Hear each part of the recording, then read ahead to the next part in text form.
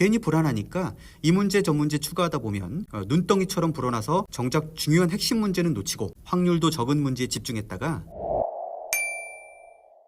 여러분 교재는 잘 받으셨나요? 출간한 지 얼마 안 되었는데 정말 많은 분들이 구매해 주시고 또 좋은 후기도 남겨주셔서 너무나도 감사드립니다.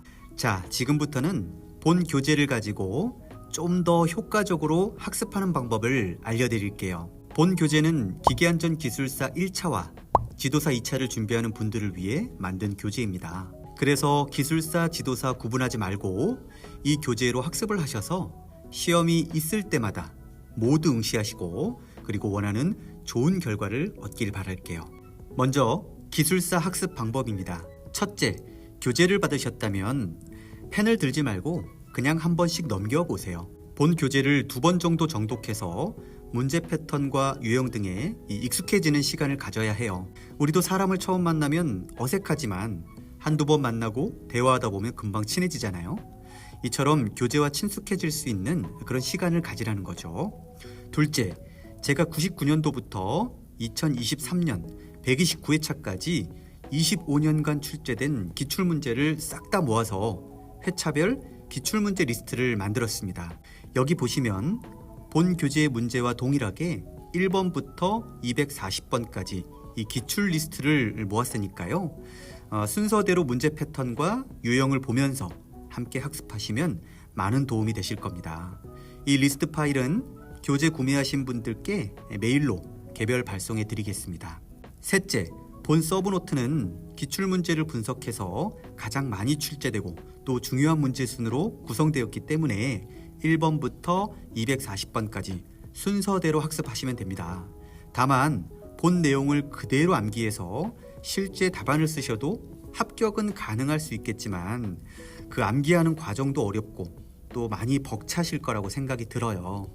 사람마다 옷의 사이즈가 다르듯이 내 몸에 맞도록 재단하는 이 과정이 필요하다는 거죠. 그래서 모르는 용어나 관련 내용 등은 찾아보면서 이해하고 또 본 교재 내용의 순서도 본인이 암기하기 쉽도록 초성을 만들어서 바꾸기도 하고 또 정리하면서 본인만의 서브노트를 만들어 학습한다면 더 효과적일 겁니다. 큐넷 홈페이지에 들어가서 통합 검색에 기술사 답안지라고 검색하면 기술사 필기시험 답안지 양식을 다운받을 수가 있거든요. 그럼 이것을 프린트해서 사용하시거나 아이패드 등에 다운받아 필기하는 방법도 있으니까요. 본인에게 맞는 방법을 선택하시면 돼요. 넷째, 서브노트가 정리가 다 되었다면 이젠 쓰기 연습에 돌입하셔야 합니다. 실제 시험 시간이 촉박하기 때문에 머리에 있는 것을 글로 표현하기는 쉽지 않아요. 그래서 손이 반응해서 이 답안을 써 내려가야 하는 거죠. 자, 본 교재에 개요와 결론이 적혀 있죠. 개요와 결론은 꼭 적어야 할까요? 사람마다 의견이 분분한데요. 제 경험적 의견을 좀 말씀드리자면 4교시 동안 주어진 문제에 대한 답을 정확하게 쓸 자신이 있는 분들은 개요와 결론을 안 적어도 됩니다. 채점자도 주어진 답안을 갖고 채점합니다. 그래서 핵심 정답이 중요한 것이지 개요와 결론이 중요한 것은 아니에요. 그런데 대부분 모든 문제에 대한 정확한 답을 적을 수 있는 수험생이 얼마나 될까요? 많진 않을 거예요. 그래서 개요와 결론은 한 줄에서 2줄 또는 최대 3줄 정도만 적어주는 것을 권장합니다. 채점자도 기술사거든요. 그들이 바라봤을 때 기사 시험 답안처럼 답만 적는 것보다는 그래도 명색이 기술사인데 구성면이나 노력면이나 가점 요인이 될 수 있다는 거죠. 중요한 것은 주어진 문제에 대한 답을 정확하게 쓰는 것이 핵심이며 개요와 결론은 가점 요인이다 라고 이해하시면 좋을 듯 하네요. 본 서브노트는 기계설비, 기계설계, 공자법 등의 전공서적부터 이 법령까지 참고서적을 토대로 만들었거든요. 그래서 학습 시간이 촉박한 분은 1번에서 150번까지 학습 후에 시험장에 가시고요. 만약 여유가 좀 되시는 분들은 240문제를 다 준비해서 시험에 응하면 모두 좋은 결과를 얻을 수 있을 겁니다. 하지만 최근 기출문제도 가지치기 문제와 그리고 129회차에서 보셨듯이 이 신출 법령이나 이론 문제도 꽤 출제가 되고 있기 때문에 학습 시간이 좀 여유가 되시는 분들은 추가 학습을 꼭 하시길 바라겠고요. 추가 학습하라고 했다고 다른 거 보지 마시고 본 교재의 범위에서 확장하라는 이야기입니다. 예를 들어 본 교재의 문제 57번 작업계획서 한번 보실까요? 법령 중에 산업안전보건 기준에 관한 규칙 38조 1항 별표 4에서 규정하는 작업계획서는 총 13가지가 있는데 교재는 기출문제를 근거해서 핵심 내용은 거의 들어가 있지만 이 전체를 이 교재에 담을 수는 없거든요. 만약 가지치기 문제로 화학설비를 물어보거나 또는 건물 해체 작업을 물어볼 수도 있잖아요. 그럼 이런 문제들을 추가로 확장해서 정리를 하라는 겁니다. 기술사도 자격증 시험이라 문제은행식, 즉 기출에서 70% 이상 출제됩니다. 그 틀은 변함이 없다는 거죠. 이번 129회차 1교시 5번을 문제를 보게 되면 안전검사는 그동안 검사 대상이나 또는 주기 등을 묻는 문제가 많이 나왔는데 이번에 합격증명서에 기재사항에 대해 묻는 신출문제가 나왔거든요. 이런 문제는요, 고민하지 말고 안 고르면 돼요. 1교시 13문제 중에 10문제만 골랐으면 되잖아요. 학습하면서 이런 문제들까지 하나하나 고민하고 걱정하다 보면 이것도 나올 것 같고 저것도 체크해야겠고 괜히 불안하니까 이 문제 저 문제 추가하다 보면 눈덩이처럼 불어나서 정작 중요한 핵심 문제는 놓치고 확률도 적은 문제에 집중했다가 결국 떨어지고 또 포기하게 되는 거죠. 우리네 사업장도 마찬가지죠. 안전관리는 기본부터잖아요. 근데 기본은 무시한 채 새로운 제도만 도입해서 어떻게든 이 성과 창출을 위해 반짝반짝 빛나는 그런 업무만 잔뜩 늘려놓다 보면 결국 기본으로 지켜야 할 관리를 제대로 못해서 큰 중대사고가 나지 않겠습니까? 이 시험도 마찬가지예요. 포기할 건 과감히 포기하자고요. 과감히 포기하고 하던 거, 있는 거 제대로 하면 됩니다. 어떻게 해요? 제대로. 자, 다음은 지도사 학습 방법입니다. 사실 지도사는 기술사를 먼저 합격하고 취득하면 굉장히 수월합니다. 기술사 내용이 지도사와 별반 차이가 없을 뿐더러 이미 학습한 내용이니 당연히 쉽겠죠. 그런데 본 교재로 지도사부터 도전하신다면 공부 방법은 조금 다를 수 있습니다.